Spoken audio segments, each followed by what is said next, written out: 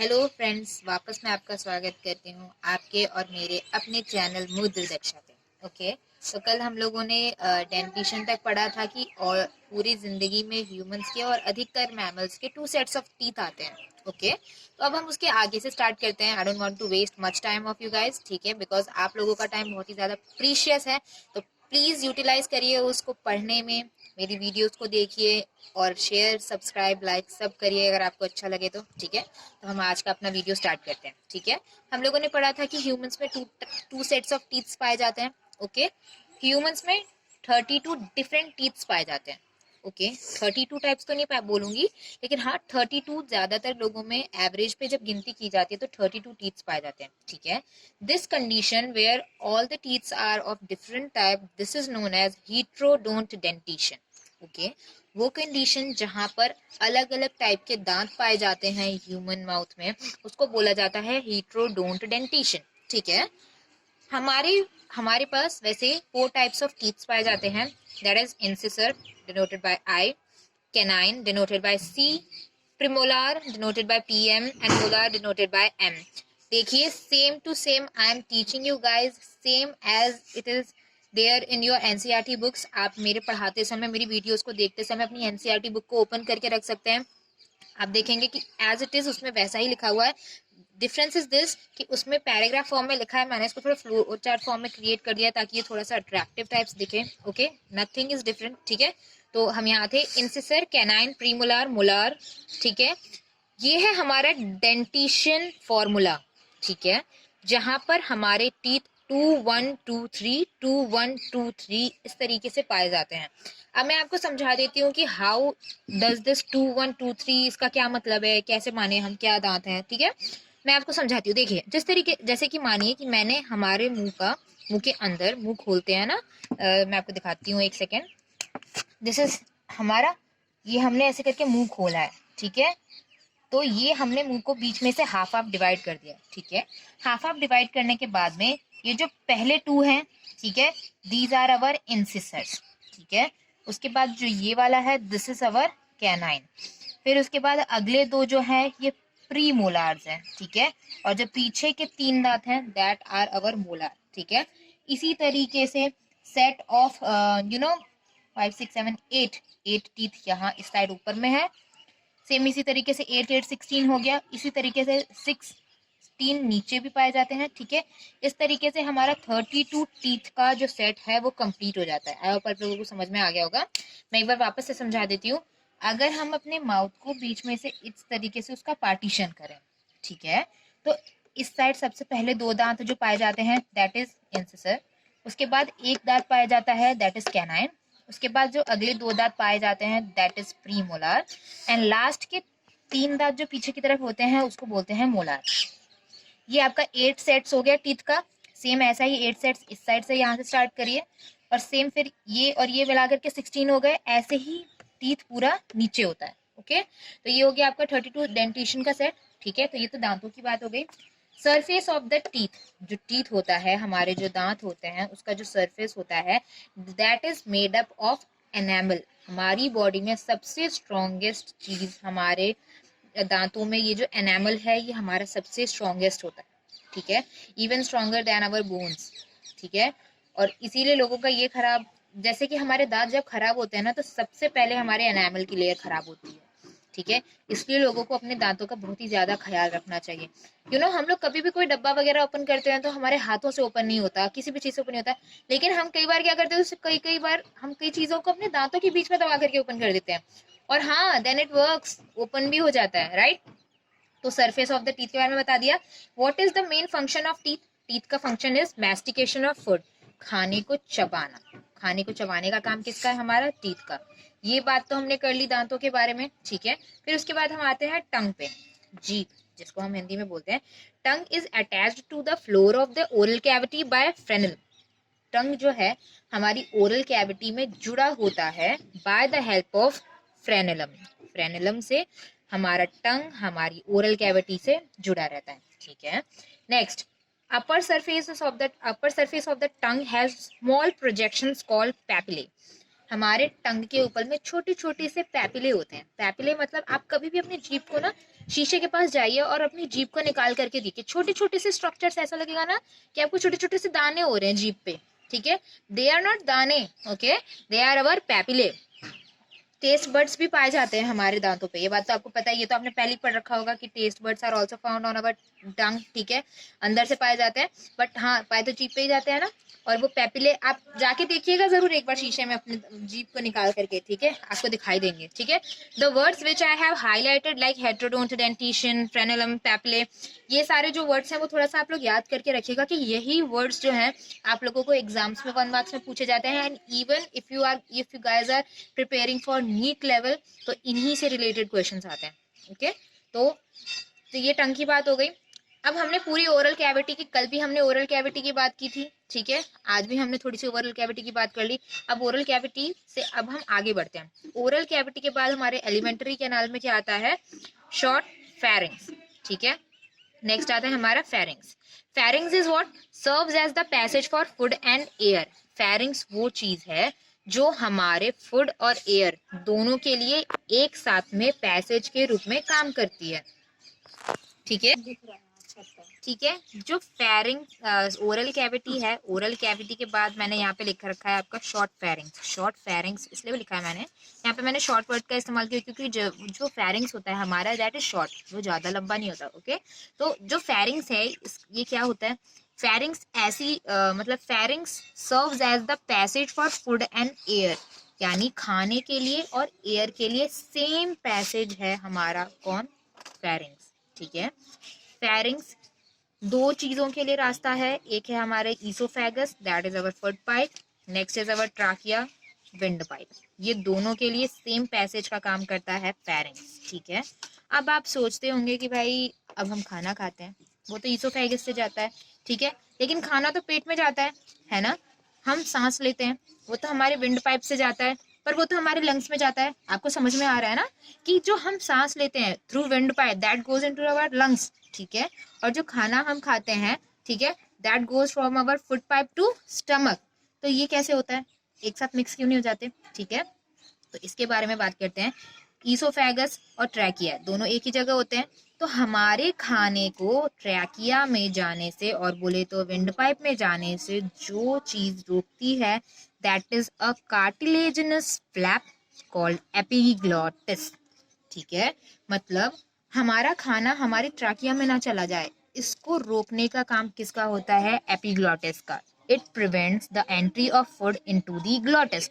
Glottis किसको बोलते हैं, मैंने अगेन यहाँ पे लिख रखा है, खाना ड्यूरिंग स्वेलोइंग, जब हम खाना निगलते हैं तो विंड पाइप भी ओपन होती है हमारी, क्योंकि सांस तो हमारा 24 घंटा चलता रहता है ना यार, ऐसा तो नहीं होता कि हम सांस रोक के खाना खाते हैं, ठीक है। लेकिन उस समय जब हमारी विंड पाइप ओपन होती है तो ग्लॉटिस में खाना ना चला जाए, उसकी जिम्मेदारी हमारी एपिग्लॉटिस की है। एपिग्लॉटिस क्या है, cartilaginous flap, just like a ढक्कन। पिचर प्लांट देखा है ना आप लोगों ने, पिचर प्लांट, पिचर प्लांट में देखा होगा ऊपर से एक ढक्कन सा लगा रहता है जिसमें वो इंसेक्ट को ट्रैप करने के बाद अपना ढक्कन क्लोज कर लेता है, just like that wind pipe में कार्टिलेजिनस फ्लैप एपिग्लॉटिस उसको बंद कर देती है जब हम खाना निगलते हैं तो, ठीक है, खाना जब अंदर चला जाता है अगेन द एपिग्लॉटिस ओपन्स, ठीक है, और फिर हमारा वही सांस लेने का प्रोसीजर जो है वो स्टार्ट हो जाता है, ठीक है। तो ये है राज, हमारा खाना लंग्स में क्यों नहीं जाता, ठीक है, इसका। फिर उसके बाद फेरिंग्स के बाद ओरल कैविटी, फेरिंग्स हो गया, फेरिंग्स के बाद अगला क्या है हमारा, ईसोफेगस, और we can say it food pipe. अब फूड पाइप भाई बच्चों वाली बात है, अब फूड पाइप नहीं बोलते, ओके, तो अब हम बोलते हैं oesophagus. What is oesophagus, oesophagus is a long thin tube x tends posteriorly passing through neck, thorax and diaphragm and leads to J-shaped bag structure that is our stomach, ठीक है। What is esophagus? Esophagus क्या है, एक लंबा सा पतला सा pipe है, पाइप लाइक स्ट्रक्चर है, ठीक है। वो जो है हमारे नेक से पास होता है, नेक से पास होके फिर हमारे गले से थोरेक्स से पास होता है, फिर हमारे पूरे लंग्स वाले एरिया से, लंग्स के बीचों बीच से पास होता है, डायाफ्रैगम से पास होता है, फिर उसके बाद में एंड लीड्स टू, अंत में जाकर के वो कहाँ खत्म होता है, एक जे शेप्ड का बैग लाइक स्ट्रक्चर जिसको क्या बोलते हैं, स्टमक। आप देख सकते हैं मैंने ट्राई किया है थोड़ा बहुत डायग्राम बनाने का, ठीक है। This is our stomach, looks like a J, ठीक है। हमारा स्टमक, ठीक है, देखिए ईसोफेगस पता चल गया वो कहाँ तक जाता है, स्टमक तक, ठीक है। तो अब हम स्टमक पे आ जाते हैं, ठीक है। सबसे पहले oral cavity, short pharynx, pharynx के बाद ईसोफेगस, ईसोफेगस के बाद अब हम आते हैं अपने स्टमक पर। स्टमक कहाँ पाया जाता है हमारी बॉडी के अंदर, upper left portion of abdomen, ठीक है। हमारे जो एब्डोमेन है, हमारा जो पेट का रीजन है, उसमें ऊपर की तरफ लेफ्ट साइड में हमारा स्टमक पाया जाता है, ठीक है। जो हमारा स्टमक है, it is divided into 3 parts, stomach is divided into 3 parts, ठीक है। दैट इज, देखिए मैंने आप लोगों को इंडिकेट करके बताया है, दिस इज स्टमक। आप एनसीईआरटी बुक को ओपन कर सकते हैं, उसमें एज इट इज ऐसा का ऐसा ही लिखा हुआ है, ठीक है। वहां पर आप डायग्राम्स देख सकते हो, मैं आपको यहाँ पे पढ़ा रही हूँ तो आपको ज्यादा हेल्प मिलेगी, वैसे मैंने भी थोड़ा सा डायग्राम बनाने की कोशिश की है। तो ये स्टमक है हमारा, ये जो स्टार्टिंग का ओपनिंग रीजन है इसको क्या बोलते हैं, कार्डियक पोर्शन, ठीक है। फिर ये जो ऊपर वाला रीजन है इसको क्या बोलते हैं, फंडिक रीजन, ठीक है। फिर नीचे का होता है पाइलोरिक पोर्शन, ठीक है। तो कार्डियक पोर्शन वो जगह है जहां पर ईसोफेगस ओपन होता है, ठीक है। प्यूंडिक रीजन यहाँ पे आपको दिखाई दे ही रहा होगा। नेक्स्ट आता है आपका पाइलोरिक पोर्शन, पाइलोरिक पोर्शन वो जगह है जहां जो स्मॉल इंटेस्टाइन में ओपन हो जाएगा जाकर के, ठीक है।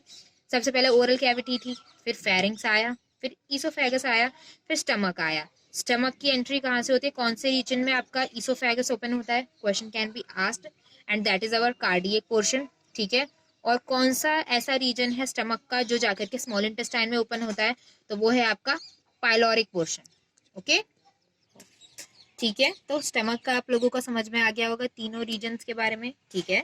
हम आगे चलते हैं, एक मैं आपको ऊपर बताना रह गया था शायद, muscular sphincter, muscular sphincter gastro oesophageal बोला जाता है इसको।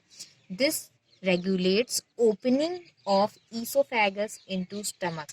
It is a sphincter, और you can say means जैसे लॉक एंड की दरवाजा नहीं होता एक रूम से दूसरे रूम में जाने के लिए, जस्ट लाइक दैट अगर हमें अपने ईसोफेगस से स्टमक तक जाना है तो उसके लिए हमें मस्कुलर स्फिंक्टर को क्रॉस करना पड़ेगा, ठीक है। तो ये सब आपको यूज आएगा, ये सब आपको लर्न कर लेना है कि कौन सा स्फिंक्टर किस जगह पे किस कहाँ से कहाँ जाता है, ठीक है ना। तो मस्कुलर स्फिंक्टर वो दरवाजा है जो हमें ईसोफेगस से स्टमक तक लेकर के जाता है, ठीक है। नेक्स्ट अब हम पेट से कहाँ जाने वाले हैं, स्टमक से कहाँ जाने वाले हैं, वही बोल रही हूँ मैं, स्टमक से स्मॉल इंटेस्टाइन पे जाने वाले हैं। तो स्टमक से स्मॉल इंटेस्टाइन पे हमें कौन सा दरवाजा लेके जाएगा, which door will open into the small intestine, ठीक है। तो the door which will open into the small intestine is pyloric sphincter. उस स्फिंक्टर का क्या नाम है जो हमें स्मॉल इंटेस्टाइन तक लेके जाने वाला है स्टमक से, that is pyloric sphincter. Do remember this words, okay. ये सारे जो वर्ड्स हैं ये आपको याद हो जाने चाहिए, ठीक है। अब स्मॉल इंटेस्टाइन पे आते हैं, ठीक है। Small intestine is small intestine, सबसे पहले स्मॉल इंटेस्टाइन में 3 पार्ट्स में उसको डिवाइड किया गया है। First one is C shaped duodenum, next long jejunum, next highly coiled ileum. These are the 3 regions of the small intestine, ठीक है। नेक्स्ट आपके आते हैं हम सीकम में। सीकम क्या होता है, एक स्मॉल ब्लाइंड सैक है, it is a small blind sac. इसको ऐसा बोला जाता है because it acts like a host for the symbiotic micro organisms. आप सभी को पता है कि हमारे इंटेस्टाइन्स में स्टमक में कुछ माइक्रो ऑर्गेनिजम्स भी स्टे करते हैं। तो हमारे यहाँ पे ये जो जब हम स्मॉल इंटेस्टाइन में आते हैं स्टमक से, ठीक है, तो यहाँ पे ये हमारा सीकम जो है ये हमारा होस्ट की तरह काम करता है, यानी it is a space for symbiotic micro organisms. These micro organisms are good for our health, they digest our foods, ठीक है। तो इस वजह से this is a small blind sac, ठीक है। फिर आप लोगों को पता होगा कि हमारे स्मॉल इंटेस्टाइन में एक स्ट्रक्चर भी पाया जाता है, दैट इज वर्मीफॉर्म अपेंडिक्स। आपने सुना होगा कि किसी का अपेंडिक्स का ऑपरेशन होता है एंड ऑल दैट, ठीक है। तो वर्मीफॉर्म अपेंडिक्स भी पाया जाता है which is a vestigial region. अभी हमारे लिए दैट इज वेस्टिजियल रीजन। जो हमारा अपेंडिक्स है, अपेंडिक्स क्या है हमारा, वेस्टिजियल रीजन। वेस्टिजियल रीजन मतलब क्या होता है, ऐसा रीजन जो कि वेस्ट है, जिसका कोई भी यूज नहीं होता, ठीक है। लेकिन आप लोग सोच रहे होंगे कि तो फिर मैंने यहाँ पे ये दोनों वर्ड्स क्या लिख रखे हैं, ठीक है। आज की डेट में अपेंडिक्स का, वर्मीफॉर्म अपेंडिक्स का कोई यूज नहीं है, that is why it is a vestigial region.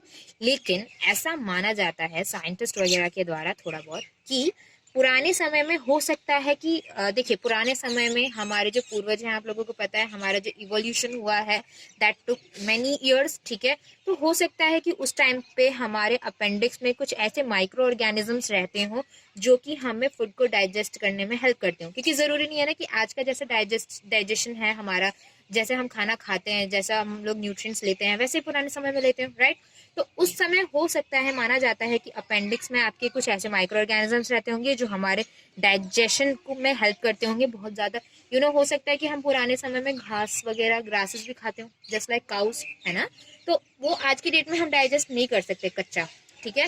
लेकिन हो सकता है कि उस समय में, क्योंकि हम बिना फायर के खाना खाते थे, तो आज के डे वो उस समय में वहाँ पे माइक्रो ऑर्गेनिजम्स हो जो उसको डाइजेस्ट करने में हेल्प करते हैं, ठीक है। नेक्स्ट आते हैं हम सीक्वेंस से अपने कॉलन पे। कॉलन में 3 पार्ट्स होते हैं, ascending, transverse and descending part.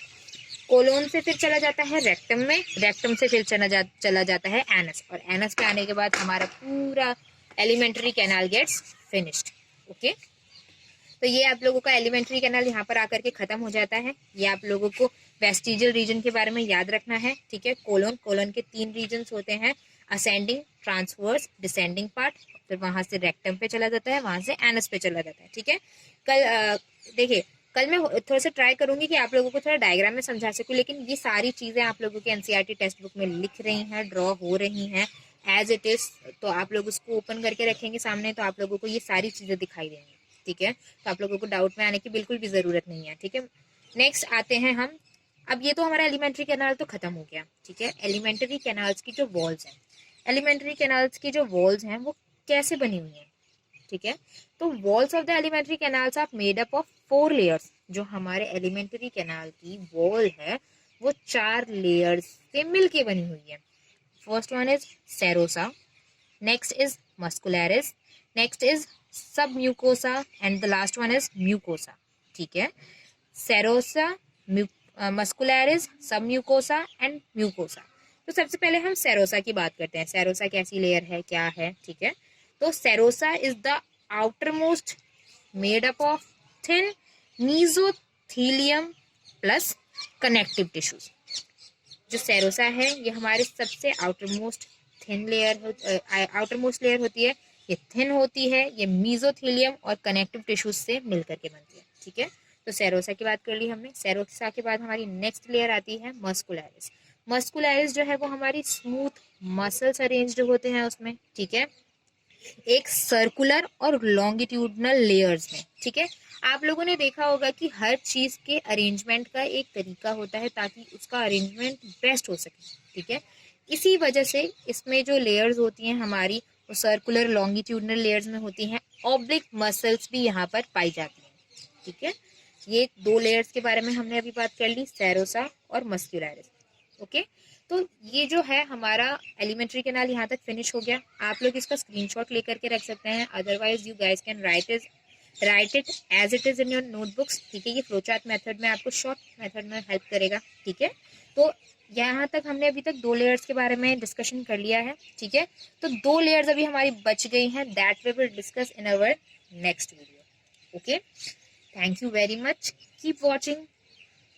अगर आप लोगों को मेरा वीडियो अच्छा लगे तो लाइक करिए, शेयर करिए, सब्सक्राइब करिए। अगर आपको कोई प्रॉब्लम है या फिर आप चाहते हैं कि मैं कुछ सुधारूँ इसमें, तो आप लोग मुझे कमेंट करके भी बता सकते हैं, ठीक है। Thank you very much.